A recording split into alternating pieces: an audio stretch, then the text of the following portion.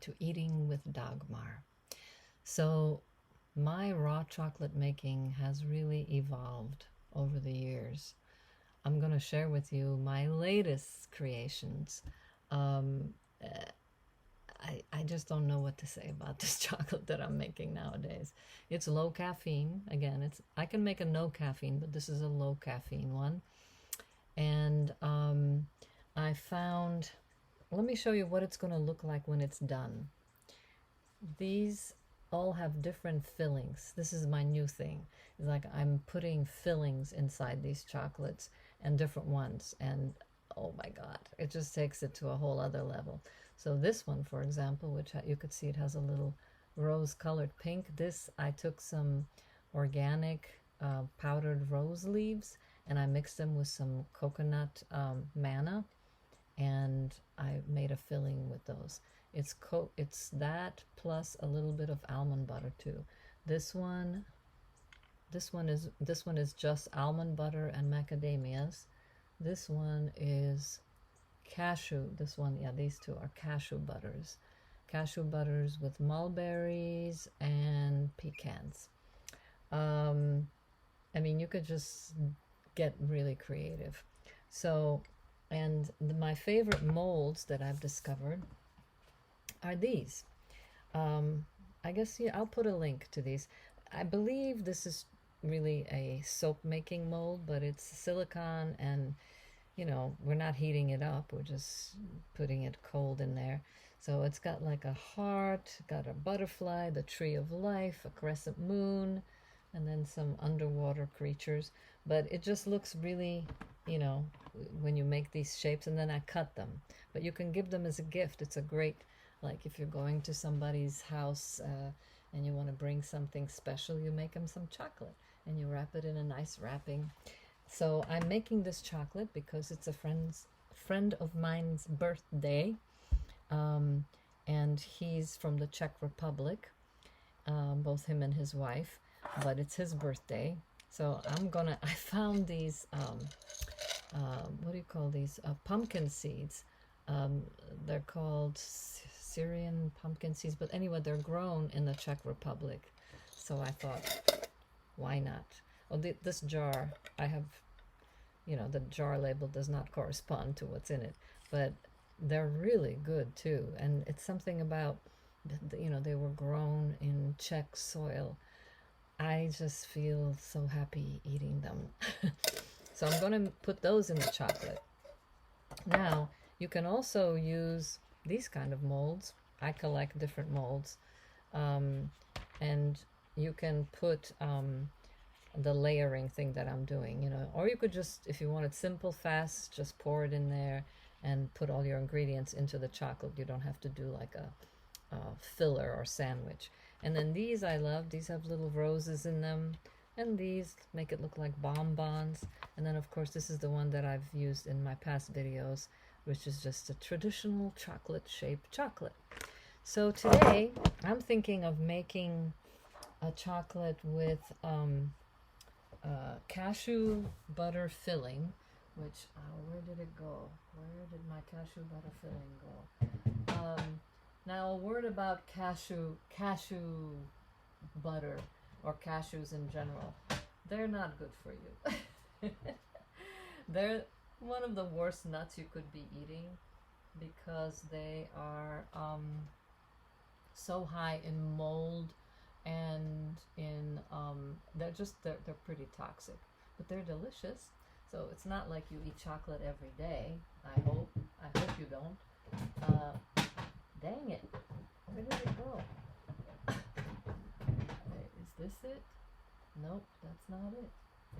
I knew I had some in here. Here it is. No, that's walnut butter. Okay. Here it is. Is this it? Yes. I should have been more ready, but I wasn't. Okay, so this is cashew butter. Where's the man when you need him? And I had mixed the cashew butter with some regular raw butter. I know they're vegans, so but they make an exception once in a while. It's his birthday. Let me see what I did with this. Yep. So I mixed cashew butter with some raw butter, and it's really good. Pretty amazing. And that's what's going to go in between this chocolate. So now I can put away.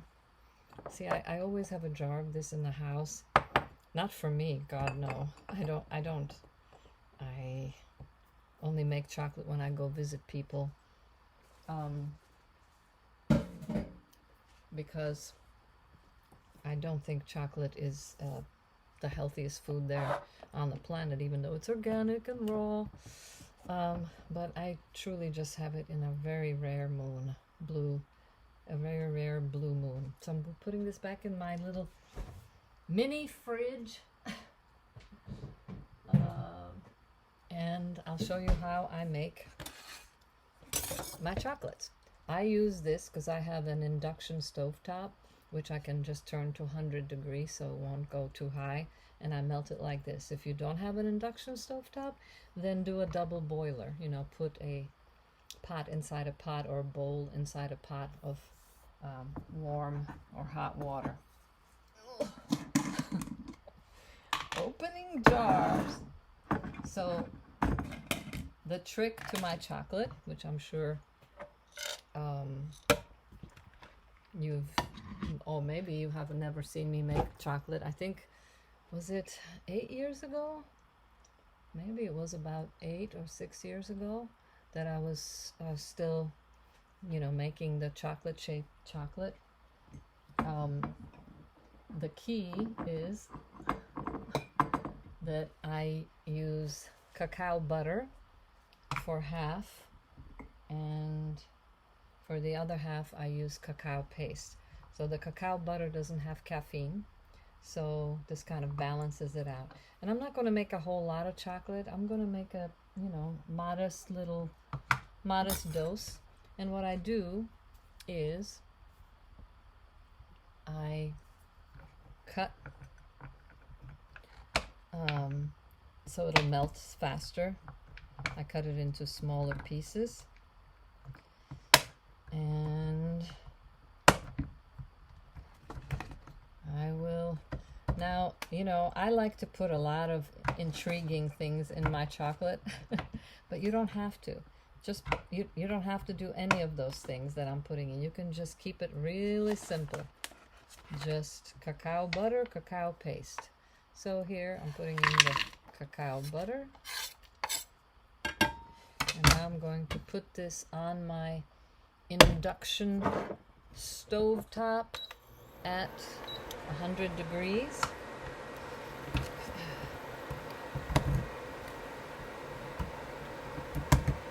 I need to sharpen this knife. So many things. My to-do list gets bigger every day. I still have a to-do list that I started in 2011. And some of the things on it are still not done. But I don't look at it as procrastinating. I look at it as aligning.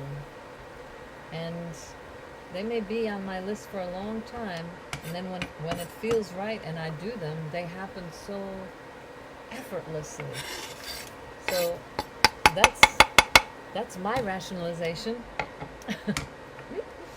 That's my choice to not label myself a procrastinator. I'll just label myself an intuitive aligner. Okay, so now I can get it all going, getting all melting, and where's my wooden spoon? Wooden spoon, always. It's amazing how much use this spoon gets. I eat with it, I stir with it, I cook with it. This used to be my mother's spoon. She always ate with it. She would eat right out of the pan. This was her spoon. And so I like to continue. And every time I see the spoon, I think of my mom. Even though she wasn't really she did not like cooking or making food, but she definitely appreciated it when I made it. Okay, so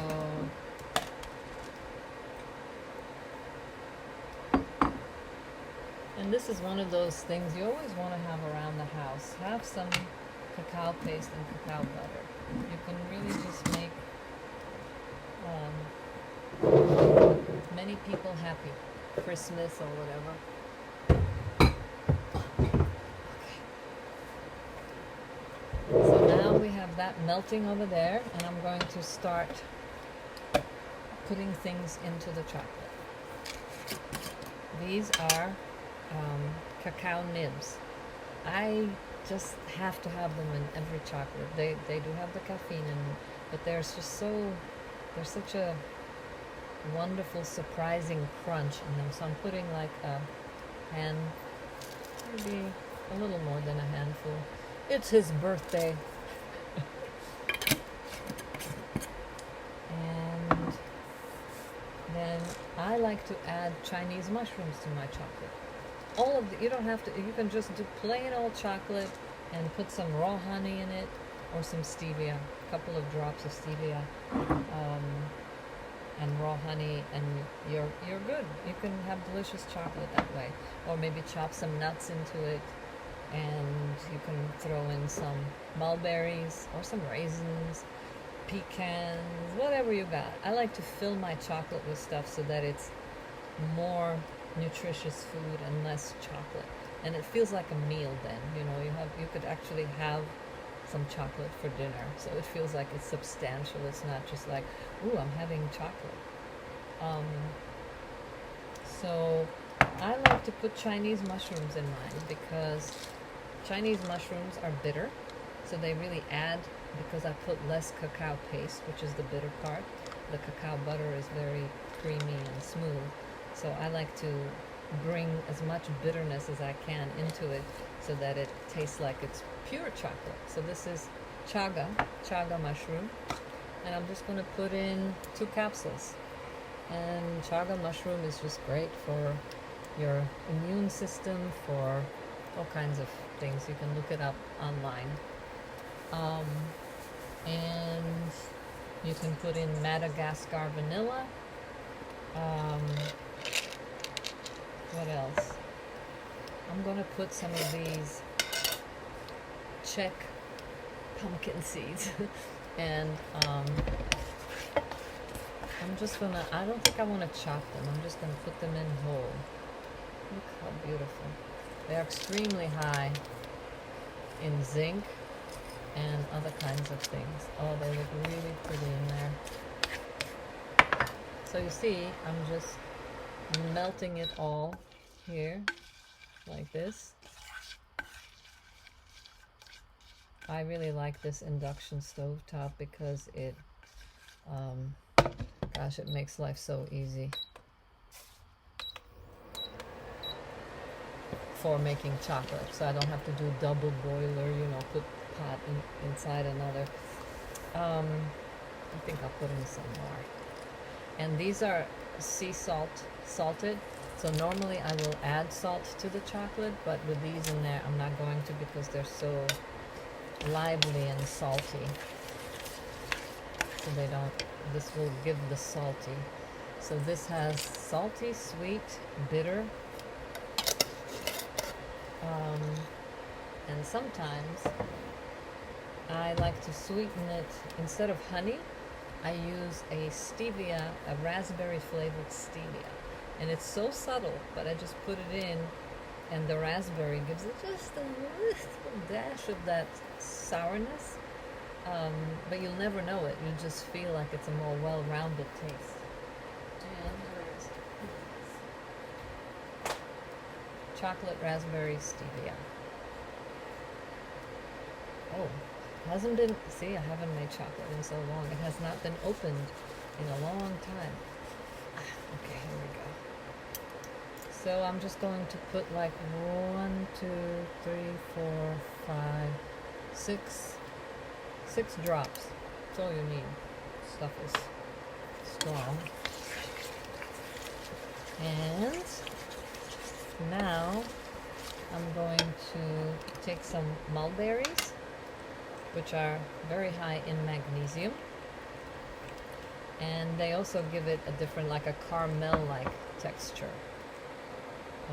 You can get some black mulberries too, but I'm going to chop them up finely and then stick them in there.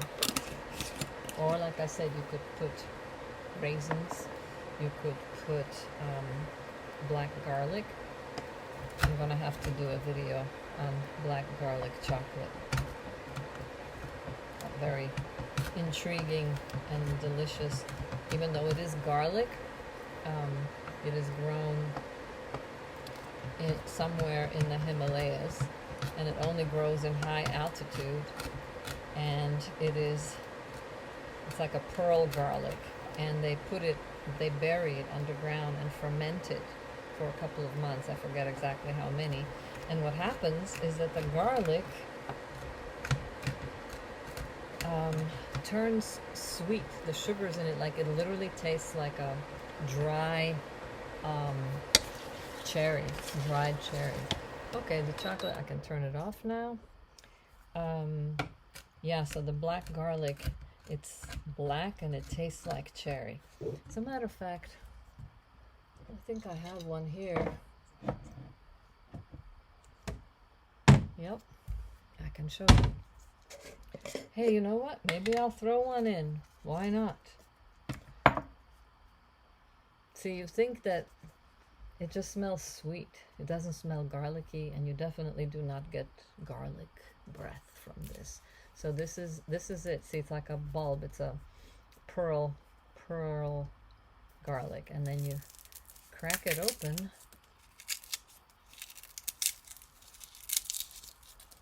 And this is what you have inside. And it is, God, I wish I could see you cut it. And it's like, it looks and tastes like dehydrated cherry. I think I will put it in after I chop up these mulberries. I think that one black garlic will really make the bring out the, I don't know, the creaminess of the cashew. Also, I like the colors. The darker something is, the more minerals it has in it. So chocolate does have many minerals in it, I'll give you that. But because of its caffeine, it's sort of like you're countering everything good in it by the fact that it has the caffeine. So you're getting some minerals, but you're also destroying tons of minerals because the caffeine acidifies your body, and so your body has to use minerals to alkalinize itself. So I'm just doing a very poor job of chopping the mulberries. Chopping the magnesium. Putting a little dash, and just, you know, the mulberries just have a lot of good minerals in them too. So I kind of chop them up. I'm going to put them in the chocolate. So you see, this is all giving the chocolate more and more texture. Now I'm going to cut up the garlic into really small little squares. I don't know if you can see any of this. It's a very detailed work. You know, like I said in my last video, doing small movements with your fingers builds up your oxytocin, which is the feel-good connectivity hormone. And so being in the kitchen making things, or being in the garden, you know, or rummaging in a box through photographs, whatever, any activity like knitting, crocheting, maybe even playing cards, I don't know, that it's a feel-good thing. So now we have all these amazing things in here, including the black garlic and the mulberries. And you know, as you're making this, there's just so much to think about in life. And sometimes your thinking becomes clearer when you're engaged in another activity, like your brain opens up. It's like when you're, you know, painting, or when you're doing some art form, or making jewelry, or I don't know, redecorating, and you're, you know, using your imagination, and you're engaged with your body too, not just in your mind. I mean, my hands are engaged.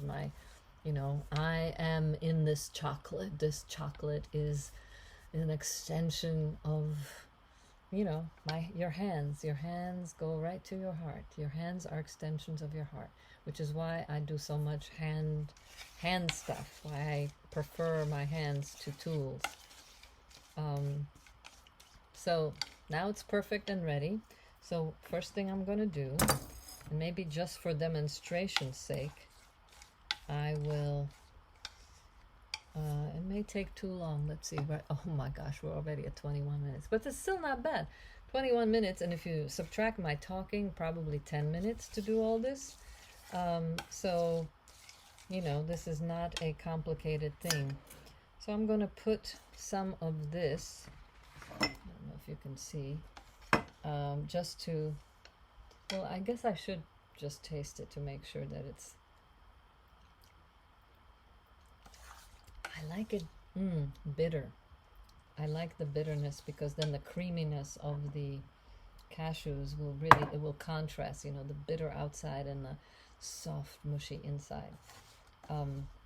So I am just going to cover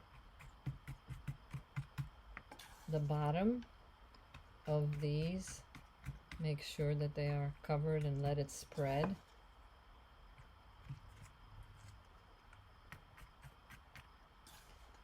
Oh, these pumpkin seeds are really laying down very nicely. Gosh, the light is not that good in here. When nighttime comes, not much to see here. So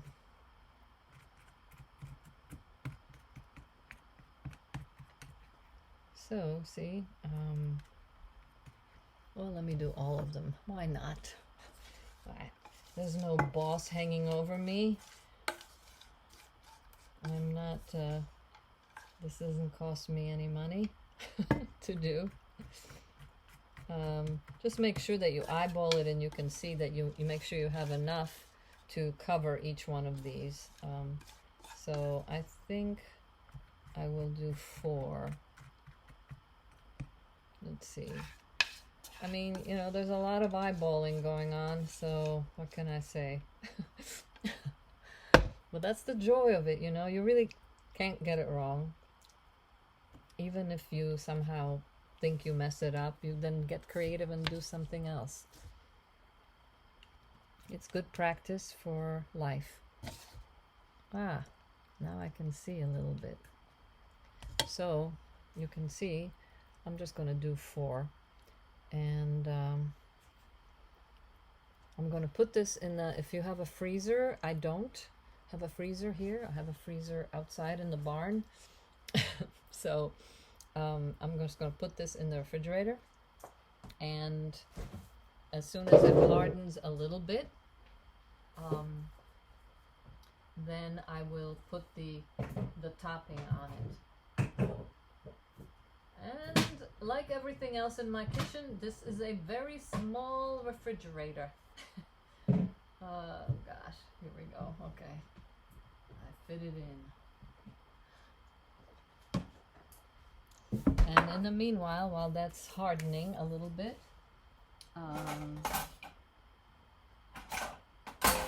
I was thinking that I should put a little bit of honey into the cashew to make it sweeter. Let me see, how is it? I think that would be a good idea. Even though it's sweet already, but the chocolate part is really bitter. And I like it that way. So I'm just going to do like a little bit of honey, and I'm gonna mush it around. This is so, doing stuff in the kitchen without like some strict, recipe thing. It's just like being a child again.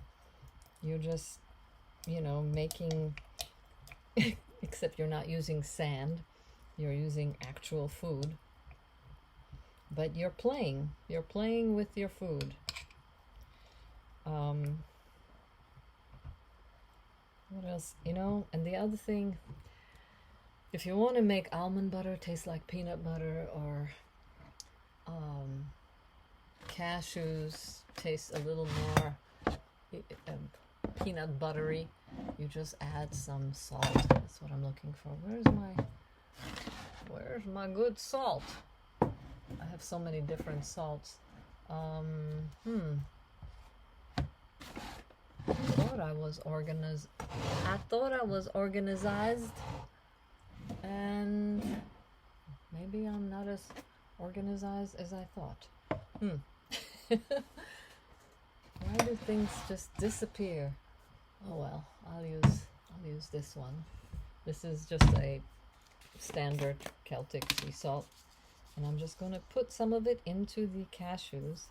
And once again, whenever you add salt to sweet, you just transmute it into cake. The secret or it just starts to be like cookie dough. This spoon is not big enough or strong enough to mix. So,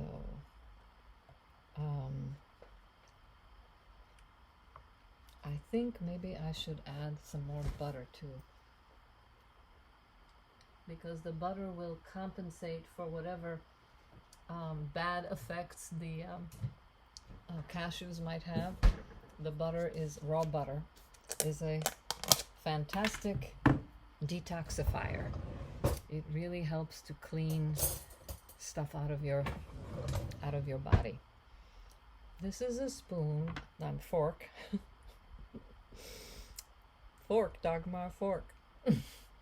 This is a fork that when we escaped from Czechoslovakia, my grandmother sent us a suitcase of some of our stuff.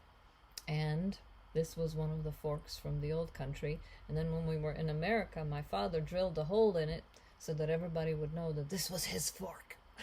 So I got my father's fork and my mother's spoon. And I love this fork. It's like true, it's heavy, it's sturdy, and it's great for cooking. So I'm going to take some of this butter, this raw butter, grass-fed butter full of omega-3s, and I'm going to add that in there. And, oh, here's the good salt. It was... Sometimes the thing that you're looking for is right in front of you. Let that be a lesson to me. This is like like 4 different sea salts put together. That's why it's pink. One of them is Hawaiian.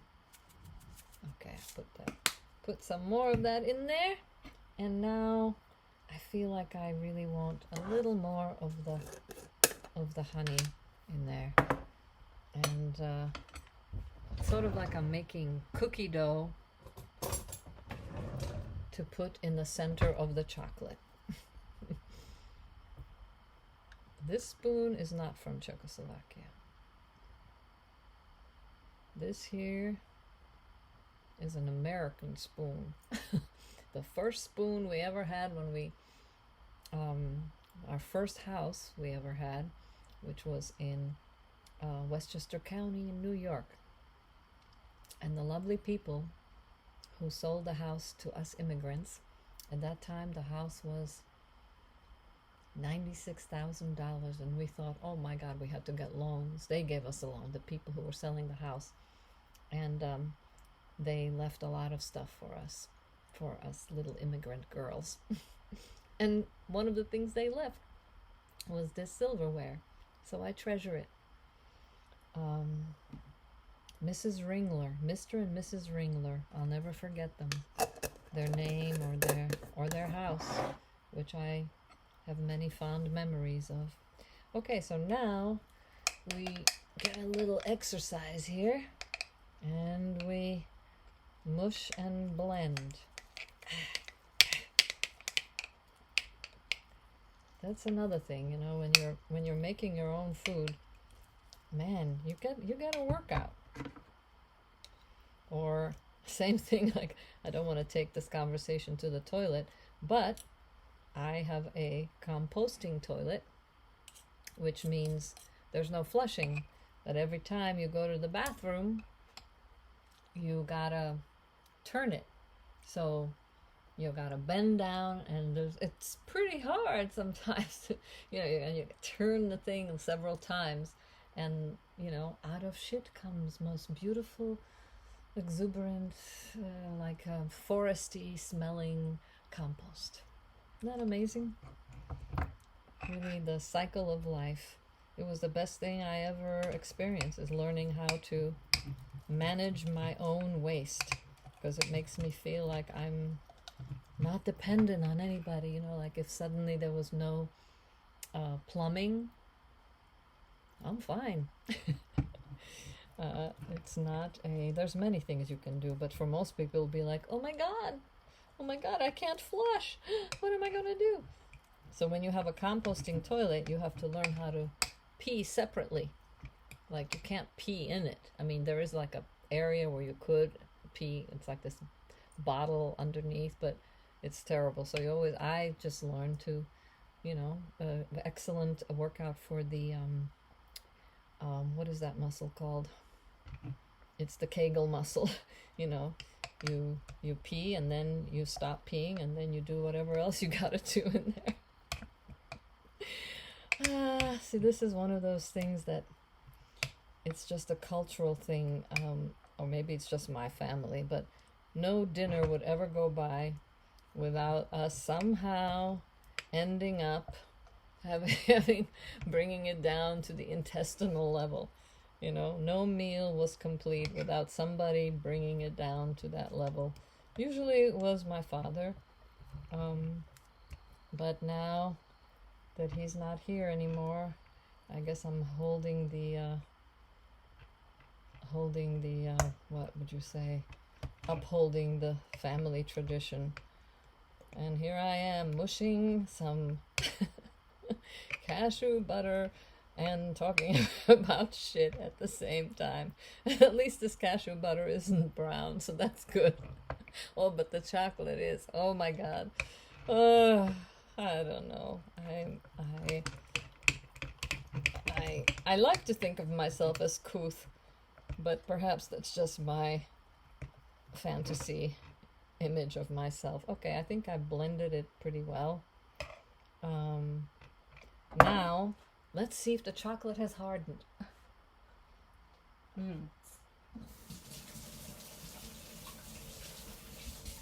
Okay. Let's see what it's doing. It's a lot slower when you're in the refrigerator as opposed to a freezer. But I have such a tiny refrigerator, I thought that's crazy to put a freezer in there, take up the space. But, I mean, maybe it's hard enough. See, I mean, it's not moving anymore. So let's do that, just so you could see how it's done. So now I'm going to take a nice chunk of this, and I'm going to put it on top of this. And I'm going to take a nice chunk for each one of these chocolates. And I'm going to, there's just no way you can do this without intensively using your hands. Sorry, it's just like, it's just how it goes. So be ready when you're making chocolate that you're gonna be fully dipped in it. So I put it in, and then I just spread it with my fingers. I don't spread it all the way to the edge because I want to enclose it in the chocolate that I'm going to pour on top of it. So I hope you can see how I'm spreading the chocolate, the cashew butter on top of the hardened chocolate, and again, you know, spread it according to your preference, or put on as much cashew butter as you think you will want.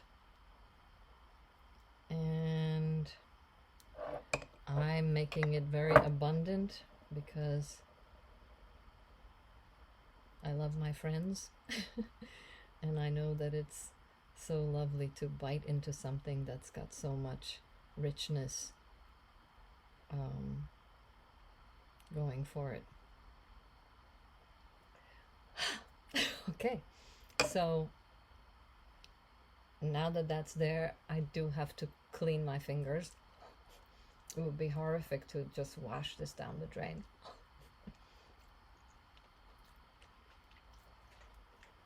But I will rinse my hands.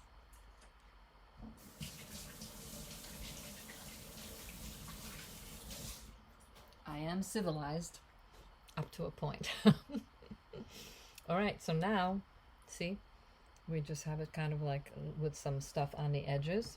Now I go to the rest of my chocolate here, and I will cover these.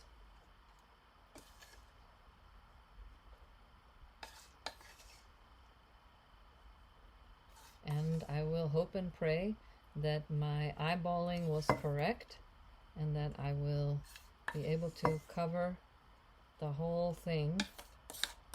It always amazes me though, somehow I always somehow get it right. And that's just learning to trust your intuition, your intuitive faculties. It's sort of like when I'm writing, you know, I always think that I don't know what I'm doing, that I don't know if it's going to come out, and I feel like I have nothing to say. But then when I just kind of relax into the creative process, wonderful shit comes out. And it's always a surprise. The key is a surprising things come out, you see. I forget which writer said this. Maybe it was Kurt Vonnegut or somebody said that, you know, oh no, it was maybe it was Bukowski who said that if you're when you're writing, it should be, if it's not a surprise to the writer, it won't be a surprise to the reader either. So every time I make anything, I try to make it as much a surprise as possible, and not get into like, oh, now I know what I'm doing and I'm always going to do the same thing. Why? It feels like it's good for your ego, maybe, because your ego never wants to fail. Your ego wants to make sure that everybody will go, oh, this is the most brilliant piece of writing, or this is the best chocolate I've ever eaten. But if you only stick to that one recipe, that's all you'll ever know. And you'll never, it's like if you stick to just being good, you'll never be great. If you got to take a risk. So every time I make chocolate, it's a bit of a risk, because I've never done a chocolate with pumpkin seeds. Who knows? It might be a disaster. Well, that's going too far. How could it be a disaster when you have chocolate in it? I mean, you know, it's not going to be a disaster. And the same thing goes for any art form. If you know how to write, or okay, so now look at it. So now this all covered. See, I covered them, and I'm going to put them in the refrigerator. These will harden, but I'm not going to keep you on the video to wait until they harden, because usually I let them harden. Well, if it's a freezer, 10 minutes is fine, but in the refrigerator it takes about an hour. Not that I'm not capable of continuing to speak for an hour, which I could, but I don't think I should make my videos as long as they are, but I still feel that I just have to be true to where I'm at right now, and brevity is not in my stars at this moment. So and then when it's done and you know, all hardened, then all you have to do is you just press it out. It's very easy. Just press it out. Maybe I'll do a short video of that, but I think most people can figure that one out. Okay, so try it. Keep it simple, make it more complicated than I have, or make it simpler than I have, or just whatever delights you, you know, try it, put it in there. It was fun for me, so I hope it was fun for you, and see you next time.